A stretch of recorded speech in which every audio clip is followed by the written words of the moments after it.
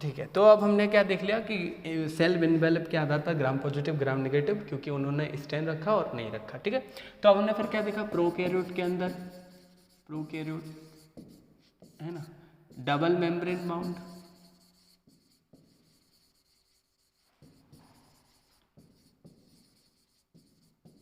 Organelle जो होते हैं वो क्या होते हैं, एब्सेंट है ना, नेगेटिव यानी कि एब्सेंट है।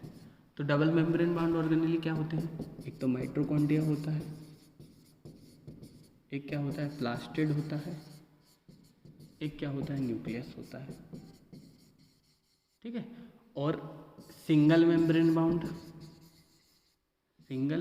बाउंड ऑर्गेनेली भी क्या होते हैं, एब्सेंट होते हैं।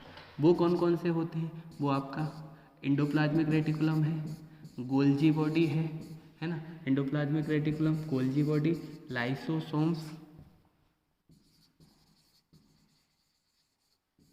ये जो है वो आपके क्या है, सिंगल मेम्ब्रेन बाउंड ऑर्गेनेलीज हैं। ठीक है, वैक्यूल है,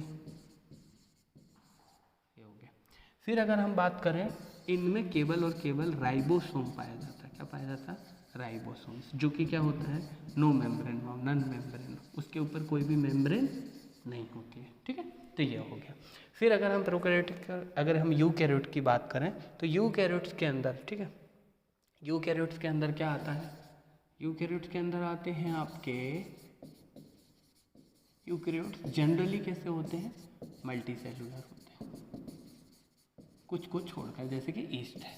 ठीक है, इनके डिवीज़न में क्या लगता है, टाइम लगता है, टाइम ड्यूरेशन लगता है। इसके अंदर क्या क्या आता है आपका प्रोटिस्टा है, आपका फंजाई है ना, एल्गी है, प्लांट है, प्लांटी वाले एनिमल हैं, ये सारे के इसके अंदर आते हैं। ठीक है, फिर अगर हम देखोगे तो आपने सबसे पहले अगर देखा जाएगा तो आपने सारे ने एक्सपेरिमेंट किया था, जो ऑनियन है, ऑनियन में से एक पतली सेल निकाली थी, तो उसमें प्लांट सेल का अध्ययन हो गया।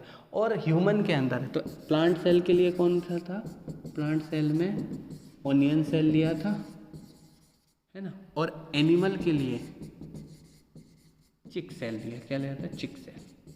ये स्टडी के लिए बहुत अच्छी यार, मतलब इजीली इनके अंदर स्टडी किया जा सकता है। ठीक है, तो ये हमारा हुआ। अब प्रोकैरियोट्स के जो इन्वेलप था उसमें भी क्या क्या था वो हम थोड़ा सा फटाफट देख लेते हैं, मैंने आपको पूरा समझा दिया है। ठीक है, जो सेल इन्वेलप है वो 3 लेयर से बनता है। पहली है ग्लाइकोकैलेक्स, दूसरी है सेल वॉल, तीसरी है सेल मेम्ब्रेन, है ना। ग्लाइकोकैलेक्स जो होता है वो सबसे बाहरी आवरण होता है, आउटर मोस्ट लेयर होती है। कुछ जीवों में वो लूज शीथ, कैसी होती है, लूज शीथ, पतला आवरण होती है, जिसे स्लाइम लेयर कहते हैं। क्या कहते हैं, स्लाइम लेयर। और वो अवपंख परत कहलाती है। क्या कहलाती है, अवपंख परत। काम क्या होता है, वो क्या करती है, उस सेल के अंदर से H2O और न्यूट्रिएंट के लॉस को प्रिवेंट करती है, रोकती है ना। H2O और न्यूट्रिएंट के लॉस को स्लाइम लेयर क्या होती है, रोकती है।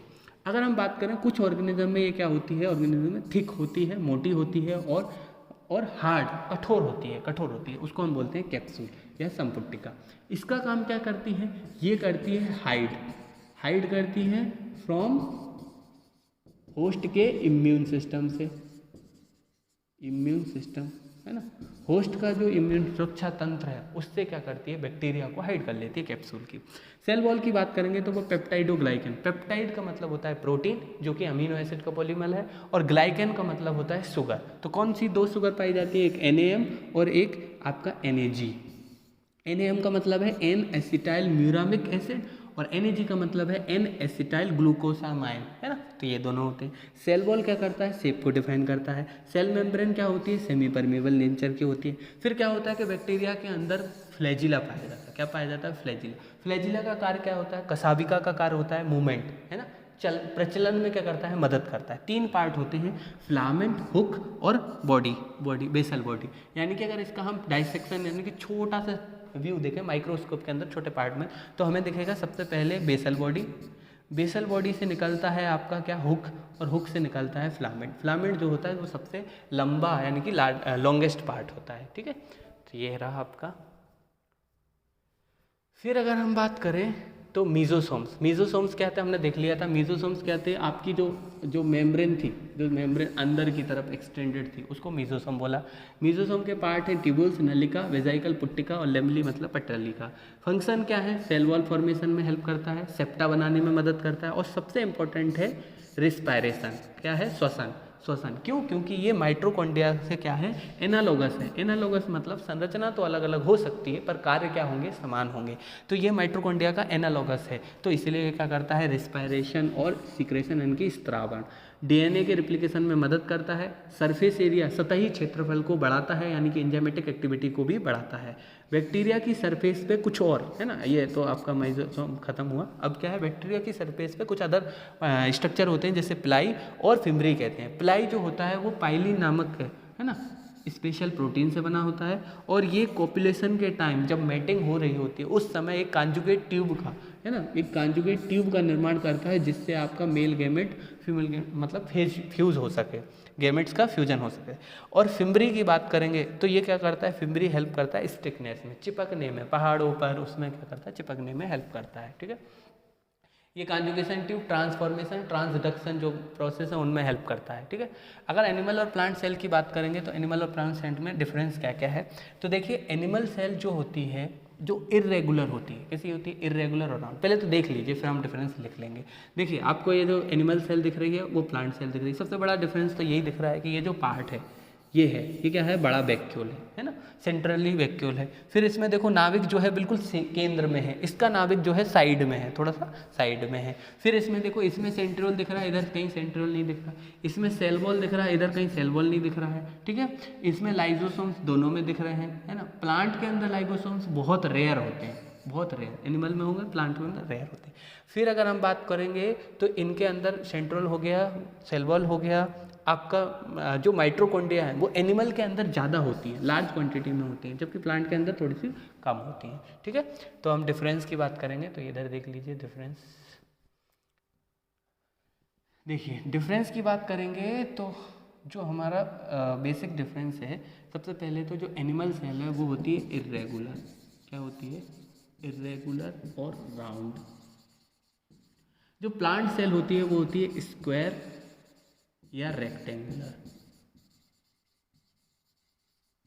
ठीक है, स्क्वायर और रेक्टेंगुलर। इसका जो न्यूक्लियस है वो एनिमल सेल में क्या होता है, सेंट्रली पोजीशन, है ना, उसकी पोजीशन कहाँ होगी, सेंट्रल में होगी पोजीशन। और इसका न्यूक्लियस थोड़ा सा साइड में होता है, साइड में होगा। ठीक है, फिर अगर हम बात करें सेल वॉल की तो एनिमल में एब्सेंट होता है, प्लांट में प्रेजेंट होता है। क्लोरोप्लास्ट की बात करेंगे तो एनिमल में एब्सेंट होता है, प्लांट में प्रेजेंट होता है। सेंट्रियोल की बात करेंगे तो प्लांट एनिमल में प्रेजेंट होता है और प्लांट में एब्सेंट होता है। ठीक है, तो ये इनमें मेजर डिफरेंस है। माइटोकॉन्ड्रिया भी देखोगे तो एनिमल सेल के अंदर ज़्यादा होती है, प्लांट सेल के अंदर कम होती है। तो ये बेसिक डिफरेंस था प्लांट सेल और एनिमल सेल में। ठीक है, अब हम अगर आगे बढ़े तो एक यूकैरियोटिक सेल है, उसके मेम्ब्रेन बाउंड ऑर्गेनेलीज हैं, उसका स्ट्रक्चर ये रहा। फिर अगर हम देखें सबसे पहले यूकैरियोटिक सेल का सबसे बाहरी जो आवरण होता है, कवरिंग होती है, उसको हम बोलते हैं प्लाज्मा मेम्ब्रेन, है ना, यानी कि आपकी बायो मेम्ब्रेन। ठीक है, प्लाज्मा मेम्ब्रेन और जो बायो मेम्ब्रेन है उसे सेल मेम्ब्रेन भी कहते हैं। होती क्या है, लिविंग होती है, इलास्टिक होती है मतलब जीवित होगी, इलास्टिक मतलब लचीली होती है, थोड़ा बहुत स्ट्रेच हो सकती है। सिलेक्टिवली परमिएबल होगी मतलब इसके अंदर क्या आएगा क्या नहीं आएगा वो उसका सिलेक्शन कर सकती है। हर किसी को अपने जीवन में किसको अंदर करना है किसको नहीं करना है वो उसका हक अधिकार होता है, तो इसके पास भी है। ये यूनिवर्सल है, यूनिवर्सल जैसे ही लग गया इसका अर्थ क्या है कि भैया ये सारे के सारे यूकैरियोट्स के अंदर पाई जाए, सब में ही पाई जाती है, चाहे यूकैरियोट्स हो चाहे प्रोकैरियोट्स हो, सबके अंदर ये पाई जाती है। The membrane enclose the cell is plasma membrane, जो भी सेल को इंक्लोज यानी कि कवर करती है उसे प्लाज्मा मेम्ब्रेन कहते हैं। इसमें दो लिपिड बाइलेयर होती है और दो जो होती है लिपिड बाइलेयर होती है और दो प्रोटीन लेयर के वो बीच में क्या होती है, सैंडविच। सैंडविच देखा ना सबने, एक सैंडविच ऐसा, एक सैंडविच नीचे, यहाँ सब्जी वब्जी जो भी लगा रखा है वो है। तो ऐसे इसमें भी क्या होता है कि एक प्रोटीन लिपिड बाइलेयर ऐसी थी और एक लिपिड बाइलेयर ऐसी होती है, लिपिड की बाइलेयर है। अब यहाँ प्रोटीन हो सकता है वो अंदर तक जाए या ऊपर ऊपर रहे, ये प्रोटीन लेयर भी हो सकती है, इस पर शुगर हो सकता है। तो ये हो गई आपकी जो सेल मेम्ब्रेन की संरचना। सेल मेम्ब्रेन की संरचना स्ट्रक्चर को बहुत सारे मॉडल के द्वारा बताया गया था, लेकिन सबसे ज़्यादा फ्लूइड मोज़ेक मॉडल जो है वो अपना एक्सेप्टेड है या अच्छा माना गया था। ठीक है, फिर अगर हम बात करें तो पहला मॉडल था सैंडविच ट्राई लेमिलर मॉडल, है ना। इन्होंने क्या बताया, इन्होंने दिया किसने था, तो ये जो मॉडल था वो डेप्सन और डिनाइल ने दिया था। ये मॉडल के अनुसार प्लाज्मा मेम्ब्रेन जो है वो किससे बनी है, 3 लेयर से बनी है, जिसमें बायोमोलिकुलर लेयर है लिपिड की sandwich between the 2 single layer of protein, है ना। 2 प्रोटीन की सिंगल लेयर के बीच में एक बायोमोलिकुलर लेयर किसकी बनी है, लिपिड की बनी है। तो ये ट्राइमोलिकुलर मॉडल था। फिर इन्होंने क्या बोला कि जो फॉस्फोलिपिड मॉलिक्यूल है उन्हें एम्पीपैथिक कहा। उसका मतलब क्या है, देखिए फॉस्फोलिपिड को अगर हम बात करेंगे तो ये रहा, ठीक है। तो ये जो बाहर वाला पोर्शन है इसे कहते हैं हाइड्रोफिलिक, क्या बोला, हाइड्रोफिलिक। और जो अंदर वाला है ये वाला, इसको बोला हाइड्रोफोबिक, हाइड्रोफोबिक, है ना। हाइड्रो का मतलब पानी, फोबिया का मतलब डर, तो यानी कि ये पानी से डरता है या पानी से दूर रहता है या पानी को रिपल्सन प्रतिकर्षित करता है। हाइड्रो का मतलब होता है जल और फिलिक का मतलब होता है लव, यानी कि ये पानी से प्यार करता है, यानी कि पानी की ओर आकर्षित होता है। तो ये होता है हाइड्रोफिलिक वाला भाग अंदर की तरफ होता है, सॉरी हाइड्रोफिलिक वाला भाग बाहर की तरफ होता है और फोबिक वाला भाग सेल के अंदर की तरफ होता है, ठीक है। फिर दूसरा जो मॉडल था वो यूनिट मेम्ब्रेन मॉडल था, उसे रॉबर्टसन ने दिया था। इसके अनुसार क्या बोला गया था कि cellular organelle membranes are structurally and functionally similar. जितने भी सेलुलर और जितने भी ऑर्गेनेलर मेम्ब्रेन्स हैं उनके स्ट्रक्चरली और फंक्शनली दोनों क्या होते हैं, मतलब सब सिमिलर होती हैं, केवल और केवल केमिकली और साइज के रूप में क्या होती हैं, अलग होती हैं। दोनों ही ये मॉडल जो थे वो रिजेक्ट हो गए क्योंकि इन्होंने सिलेक्टिव परमेबिलिटी को, प्लाज्मा मेम्ब्रेन की सिलेक्टिव परमेबिलिटी को नहीं बता पाया था, इसलिए ये दोनों मॉडल क्या हो गए, रिजेक्ट हो गए। अब एक तीसरा मॉडल है जो most important, most widely accepted है, वो है आपका फ्लूइड मोज़ेक मॉडल ऑफ आपका सिंगर एंड निकोलसन। यही मॉडल पूछा भी जाता है, किसने दिया था, किसी भी कॉम्पिटिटिव एग्जाम में ये जरूर पूछा जाता है कि fluid mosaic model of cell membrane, दोनों ऊपर के याद रहे चाहे नहीं रहे पर इसको जरूर याद रखना, किसने दिया था, सिंगर एंड निकोलसन ने। ये लेटेस्ट और मोस्ट वाइडली एक्सेप्टेड मॉडल है, सबसे नया था और सबसे ज़्यादा एक्सेप्ट ग्रहण करने वाला मॉडल था। इसके अनुसार क्या बोला था कि protein are arrange in phospholipid layer as mosaic pattern, 10 member इस term protein iceberg in a sea of phospholipid. Gulab jamun जो कि प्रोटीन की तरह, मान लो कि गुलाब जामुन एक आपने कंटेनर में क्या रख दिया, गुलाब जामुन रख दिया, ठीक है, और उसका जो शुगर सॉल्यूशन था वो फॉस्फोलिपिड है। तो gulab jamun protein in a concentrated solution, sugar solution, वो फॉस्फोलिपिड है, ठीक है। तो इसमें इन्होंने ये बोला कि जो आपकी जो फॉस्फोलिपिड हैं उनके अंदर ही क्या है, आपका प्रोटीन धंसा हुआ है, ठीक है। तो देख लीजिए ये फॉस्फोलिपिड दिख रहे हैं, है ना, ये जो सारे के सारे क्या हैं, फॉस्फोलिपिड हैं, दिख रहे हैं, ये उनके अंदर ये प्रोटीन स्ट्रक्चर है, दिख रहे हैं, कुछ कुछ धंसे हुए हैं, पूरा पूरा कवर करके अंदर तक जा रहे हैं और कुछ कुछ क्या है, ऊपर तक है। तो जो ऊपर तक है वो इंट्रीगल प्रोटीन है, पेरिफेरल प्रोटीन कहलाते हैं, और कुछ अंदर की तरफ है। तो ये जो है ये आपको दिख रहा है एक सेल मेम्ब्रेन का स्ट्रक्चर है। फॉस्फोड की वाई लिपिड है ना, 2 लिपिड फॉस्फोड की वाई लेयर है और ऊपर उनके ऊपर क्या है, प्रोटीन जो है धसे हुए हैं, है ना। हो सकता है केवल परत पर है, हो सकता है पूरी मेम्ब्रेन से थ्रू, मतलब पूरी मेम्ब्रेन में निकल जाए। तो ये आपकी सेल मेम्ब्रेन का स्ट्रक्चर है, ठीक है। अगर कंपोजिशन की बात करें तो सेल मेम्ब्रेन में 40% क्या होता है, आपका लिपिड्स होते हैं, 58 to 59% जो है वो आपका क्या होता है, आपका प्रोटीन होता है, फिर 1 to 2% क्या होता है, कार्बोहाइड्रेट होता है। अगर आरबीसी सेल की बात करो तो उसकी मेम्ब्रेन के अंदर, ये भी इम्पोर्टेंट है, 52 और 40% का रेशियो, 50 to 40 होता है, मतलब 52% लिपिड्स होता है और 40% क्या होता है, प्रोटीन होता है। तो अगर हम बात करें कंपोजिशन में तो सबसे पहले आता है फॉस्फोलिपिड, जो कि सेल मेम्ब्रेन का मेन कंपोनेंट, मुख्य घटक है, ठीक है। ये क्या करता है, कंटिन्यूअस स्ट्रक्चरल फ्रेम, एक लगातार फ्रेम, ऐसी फ्रेम का निर्माण करता है सेल में, और यही क्या करता है, प्लाज्मा मेम्ब्रेन को फ्लूइडिटी प्रोवाइड करता है। ये क्या है, quasi fluid nature of lipid envelope lateral movement of protein, है ना। प्रोटीन का लेटरल मूवमेंट क्या होता है, आगे हो सकते हैं, पीछे हो सकते हैं। ये क्वासी फ्लूइड नेचर की वजह से उनका मूवमेंट हो सकता है। फिर क्या है, fluid nature of membrane is important for, ये फ्लूइड नेचर है ना, द्रव्य जो प्रकृति है वो क्या काम के लिए हेल्पफुल है, तो वो ग्रोथ के लिए हेल्पफुल है। फॉर्मेशन ऑफ इंटरसेलुलर जंक्शन, दो सेल के बीच में इंटरसेलुलर जंक्शन बनाने के लिए है। इंडोसाइटोसिस, इंडोसाइटोसिस का मतलब अंतःग्रहण, है ना, अंदर की तरफ कुछ आने वाला उसको। और स्त्रावण, सेल के डिवीजन, ठीक है। फिर इसके बाद देखोगे तो इसके अंदर सेल मेम्ब्रेन के अंदर कोलेस्ट्रॉल भी पाया जाता है, जो क्या करता है, इसको स्टेबिलिटी प्रोवाइड करता है। क्या करता है, स्टेबिलिटी प्रोवाइड करता है।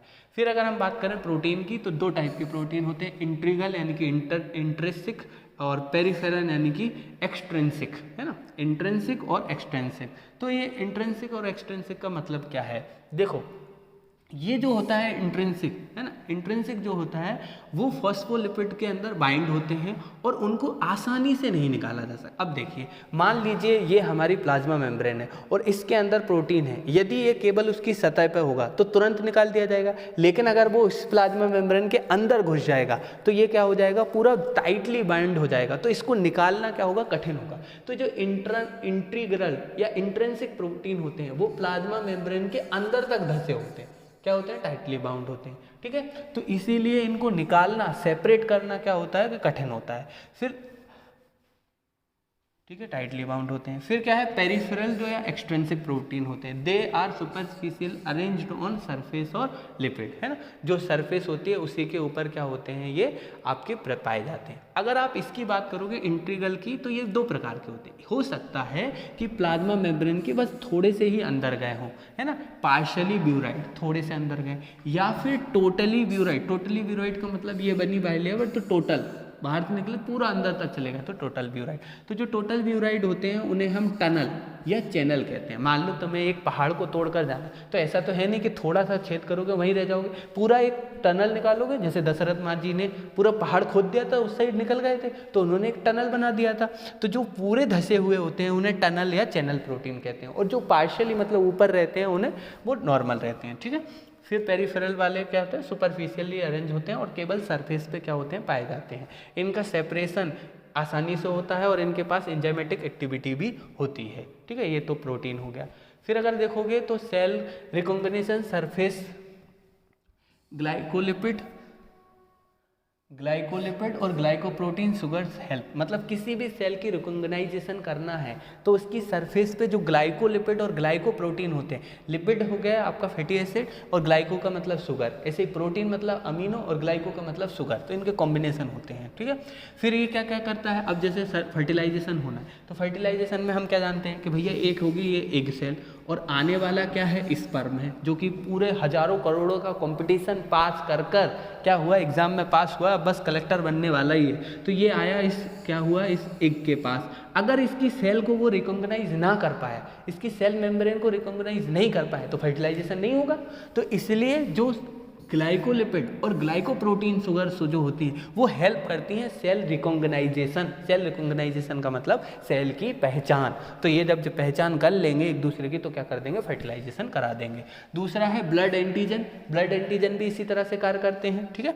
फिर कार्बोहाइड्रेट की बात करें तो 1% कार्बोहाइड्रेट प्लाज्मा मेम्ब्रेन में होता है, ये ओलिगोसैकेराइड होते हैं, ठीक है।